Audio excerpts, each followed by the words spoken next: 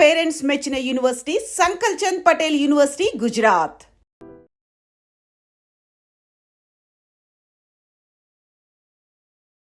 నమస్కారం, welcome to I dream. ధర్మ మార్గం విత్ విజిత కార్యక్రమానికి స్వాగతం.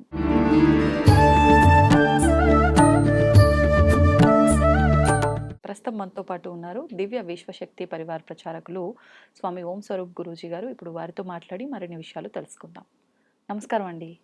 దివ్యాశిషులు తల్లి, దివ్య శక్తి స్వరూపులందరికీ కూడాను.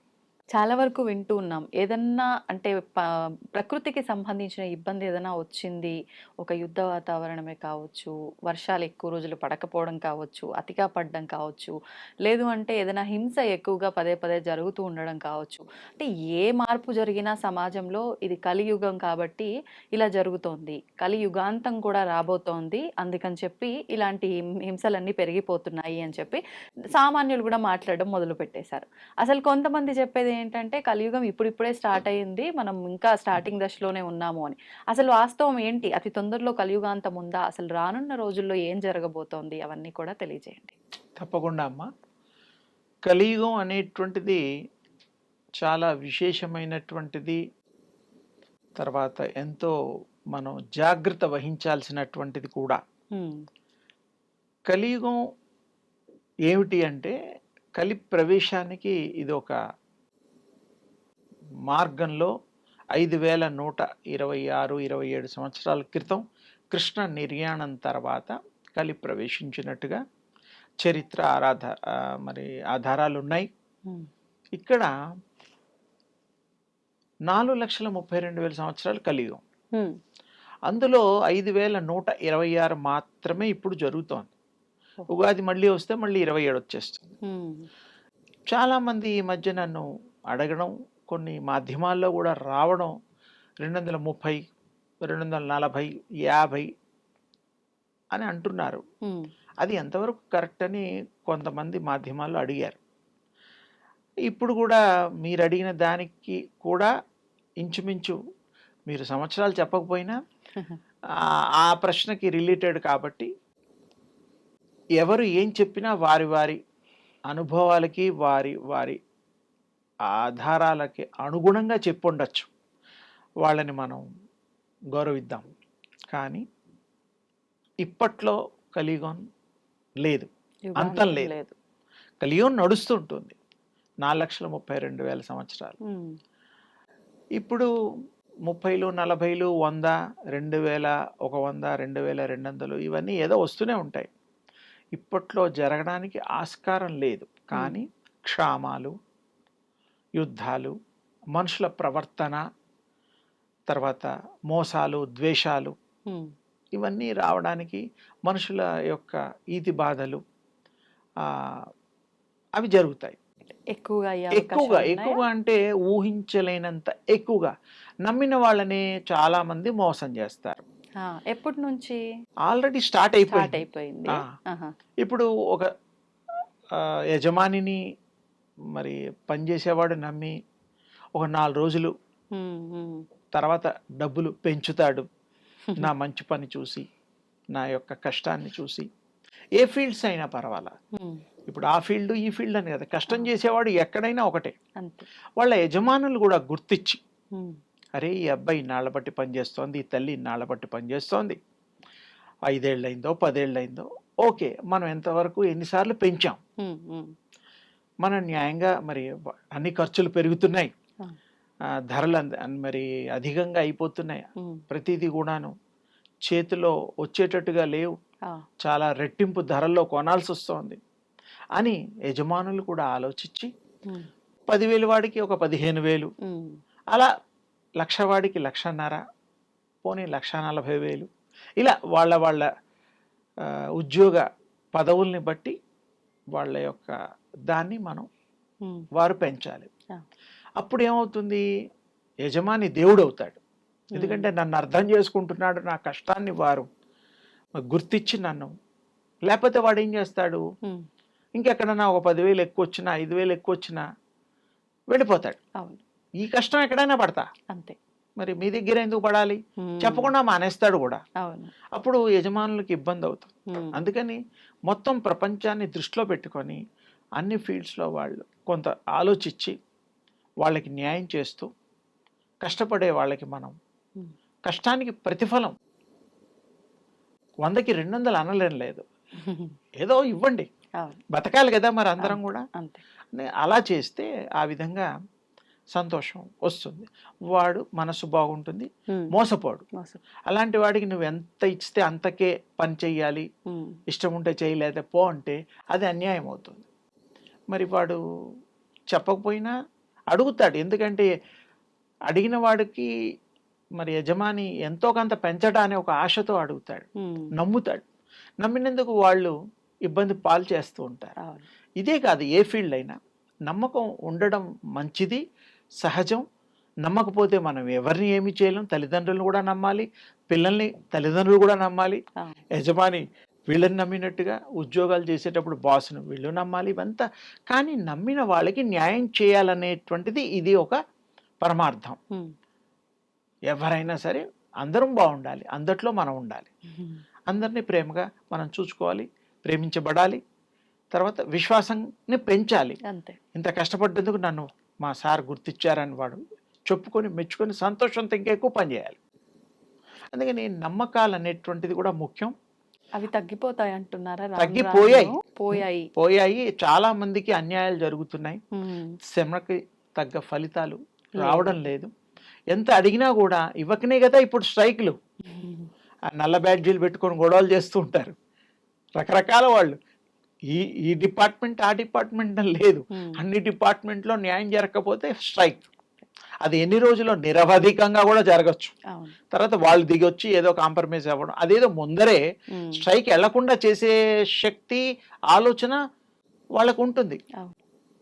వాళ్ళు ఎవరైతే యజమానులు ఉన్నారో వాళ్ళు ముందే చూసి అడగకుండా మనం అన్నం పెడితే ఎంత సంతోషం. నా ఆకలి గుర్తిచ్చాడు మా సార్ గారు, లేకపోతే సేటు గారు, లేకపోతే మా బాసు, రకరకాలు.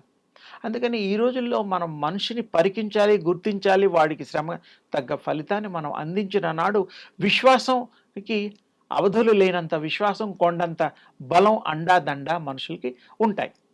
అందుకని ఇలాంటివి జరుగుతూ ఉంటాయి. ఇప్పుడు రేట్లలో హెచ్చు తగ్గులు కూడా చాలా ఎక్కువ చూస్తున్నాం. ఎక్కువ అవుతాయి, ఎక్కువ అవడానికి వీలుంటుంది, అవుతుంది. పంటలు పండవు, రైతులు ఇబ్బంది పడతారు. మరి అన్నీ సవ్యంగా ఉంటే మార్కెట్లో అన్నీ తేలిగ్గా దొరుకుతాయి. ఏ సీజన్లో ఆ సీజన్లో కరెక్ట్గా ప్రకృతి నియమం ప్రకారం జరిగితే అన్నీ బాగా జరుగుతాయి.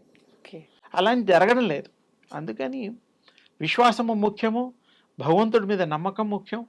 దేవుడు అనేవాడు శక్తిమయుడు కాబట్టి అందరికి శక్తి ఇస్తాడు, కాబట్టి మంచి బుద్ధులు ఇస్తాడు, కాబట్టి మంచి ఉపాయాలు ఇస్తాడు, కాబట్టి మంచి అనుకరణ ఇస్తాడు. కాబట్టి ఈ కలియుగంలో అన్నీ కూడా సమతుల్యాన్ని మనం పాటించిన నాడు సమాజంలో శ్రేయస్సు, తర్వాత మంచి మిగులుతుంది. ఎందుకంటే అందరికీ మంచి అవసరం. మంచి లేకుండా ఉంటే ఎదుటి వాళ్ళ దగ్గర నుంచి మోసం చేసి డబ్బులు కాజేయడం, దొంగతనాలు, ఇలాంటివన్నీ కూడా పెరుగుతాయి. ఎందుకంటే వాడికి అవసరం ఉన్నప్పుడు మరి ఎక్కడి నుంచైనా రావాలి కదా, అంతే, అవి దారులు ఎత్తుక్కుంటాడు. అందుకని మానవుడికి కావలసినంతగా మనం తోటి మానవులు సహకార సంపన్నాలు అందిస్తే తప్పకుండా అందరూ క్షేమదాయకంగా, ఆనందదాయకంగా ఉంటారు. తర్వాత యుద్ధాలు, ప్రపంచంలో చాలా యుద్ధాలు జరుగుతాయి. మొన్న కూడా ఆ మధ్య జరిగింది, 3వ ప్రపంచ యుద్ధం రాబోతోంది అని చాలా మంది ప్రిడిక్షన్స్ చెప్పారు. అప్పుడు నన్ను కూడా మాధ్యమంలో కొంతమంది అడిగితే, ఎట్టి పరిస్థితుల్లో 3వ ప్రపంచ యుద్ధం రాదు, కాంప్రమైజ్ అయిపోతుంది, యుద్ధం ఆన్ అండ్ ఆఫ్ అవుతుంది, బ్రేక్స్ వస్తాయి, మళ్ళీ తగ్గిపోతూ ఉంటుంది. అలాగే గోల్డ్ రేట్లని అవన్నీ ఇవన్నీ అన్నిట్లో అడిగితే అన్నిటికీ దానికి సమాధానాలు చెప్పాను. అలాగే ఇప్పుడు కూడా 3వ ప్రపంచ యుద్ధం ఇంత తొందరలో వచ్చేది లేదు, భయపడాల్సిన అవసరం లేదు. అందరికి కూడా అన్ని దేశాల్లో యుద్ధం అనేసరికి తిండి తిప్పలు, ఎన్నో నష్టాలు జరుగుతాయి. ప్రతివాడికి ఆ జ్ఞానం ఉంది కాబట్టి అంత తొందరగా యుద్ధానికి ఉపక్రమించాడు. కానీ యుద్ధాలు జరుగుతాయి, భయపెట్టడానికో నేను నాకు గొప్ప శక్తి ఉందనో అలా. సో అవి కూడా జరుగుతూ ఉంటాయి, అవి కూడా మరి అర్థం చేసుకొని ప్రవర్తిస్తూ ఉంటారు. ఇంకోటి, అన్యాయాలు, అక్రమాలు అధికంగా జరుగుతూ ఉంటాయి. ఇక భవిష్యత్తులో వీర బ్రహ్మేందర్ స్వామి వారు చెప్పినట్టుగా వెంపర్ల చెట్టుకు పిల్లలు నిత్యం లేసి ఎక్కుతారు, అంత చిన్న పిల్లలు పుడతారు, లిల్లీ పుట్స్ అంటాం కదా, అప్పుడు సినిమాల్లో కూడా చూపించారు. అలాగే మానవుడి వయస్సు 120 సంవత్సరాల నుండి ఇప్పుడు 60-70కి వచ్చింది. ఇక ముందు ఇంకా తగ్గి 12 ఏళ్లకే అయిపోతుంది. 12 years లో మనుషులంతా క్లోజ్. ఇవన్నీ మనకి ఎంత దగ్గరలో ఉన్నాయి? ఇంకా టైం పడుతుంది, భయపడాల్సిన అవసరం లేదు, కొన్ని వేల సంవత్సరాలే పడుతుంది. 100-200లో కూడా ఏం, ఎందుకంటే 4,32,000 ఉందిగా, జస్ట్ 5,000 అయింది. ఒక్కొక్కటిగా అన్ని మెల్లిమెల్లిగా జరగడానికి అవకాశాలు ఉన్నాయి. తర్వాత తల్లులు 5 సంవత్సరాలకే గర్భవతులు అవుతారు. మరి 12 ఏళ్లలో ప్రాణం పోయినప్పుడు 5 ఏళ్లకే 6 ఏళ్లకో పుట్టాలి కదా పిల్లలు, అంటే లాజిక్. అలా అమ్మాయిలు కానీ అబ్బాయిలు కానీ. అలాగే జబ్బులు కూడా విపరీతమైనగా వస్తాయి, చనిపోవడాలు, హార్ట్ అటాక్ల కంటే ఇంకా గొప్పవి కూడా. హార్ట్ అటాక్ రావడానికి ఒక 1 hour, హాఫ్ అన్ అవర్, 10 నిమిషాలు పట్టొచ్చు. ఇంకా అలా కాదు, సెకండ్స్లో నొప్పి రావడం, వెళ్ళిపోవడం, అది ఇంకా అడ్వాన్స్మెంట్ అయిపోతుంది. అలాగే ఈ యొక్క తల్లులు ఇలా, పిల్లలు అలా, ఇవన్నిటికి కూడా దైవ నామస్మరణ ఏ మానవులైతే చేస్తారో వారికి లైఫ్ బాగుంటుంది, జబ్బులు రావు, మంచి ఆలోచనలు ఉంటాయి, ఎదుటి వాళ్ళని ప్రేమించేటువంటి మంచి సుగుణాలు ఉంటాయి. భగవంతుడిని నమ్ముకున్న నాడు అందరికీ కూడా మేలు జరుగుతుంది, అందరికి కూడా మంచి జరుగుతుంది, భూ భారాలు తగ్గిపోతాయి, సస్యశ్యామలమైన పంటలు, ఇవన్నీ అందరూ సుఖశాంతులతో ఉంటారు. ఎప్పుడు ఇది అర్థం చేసుకున్నాడు. అర్థం చేసుకోకుండా ఉంటే జీవితం అంతా వ్యర్థం అయిపోతుంది. అందుకని రాబోయే కలియుగంలో చాలా రకాలమైనటువంటివి ఉన్నాయి. ఇంకా తప్పకుండా మరల ఇంకా విశేషాలు చెప్పుకుందాం. ఈ కాస్తపాటి దీంట్లో మనం అర్థం చేసుకొని సక్రమంగా ఉండడానికి మనకి వీలు చిక్కుతుంది. మరి సందేహం లేకుండా ఇప్పుడు మనం ఒక నిర్ణయాన్ని తీసుకోవడానికి ఈ యొక్క సూచనలు అందరికీ ఉపయోగపడతాయని భావిస్తూ అందరికీ దివ్యాశీస్సులు. ధన్యవాదాలండి. And for more videos, please subscribe to iDream. Please subscribe to iDream. Please subscribe iDream. And please subscribe to iDream. For more videos, subscribe to iDream. please like, share and subscribe to the channel. Congratulations, iDream. Subscribe to iDream. Subscribe to iDream. So subscribe to iDream Media. iDream ki iDream team andarki huge congratulations. Please subscribe iDream Media. Please subscribe to iDream. Subscribe iDream. Please subscribe to iDream. iDream అంటే నా కళల channel subscribe చేసుకున్నారు, నోరు తిరుగుతలేదు, మీరైతే గంట గుర్తు కొట్టండి. For more such videos, please subscribe to iDream. Subscribe to iDream. Please subscribe to iDream. Please subscribe iDream Media. Please do subscribe to iDream. Please subscribe to iDream Media. For best entertainment and information, please subscribe iDream. And don't forget to subscribe to iDream.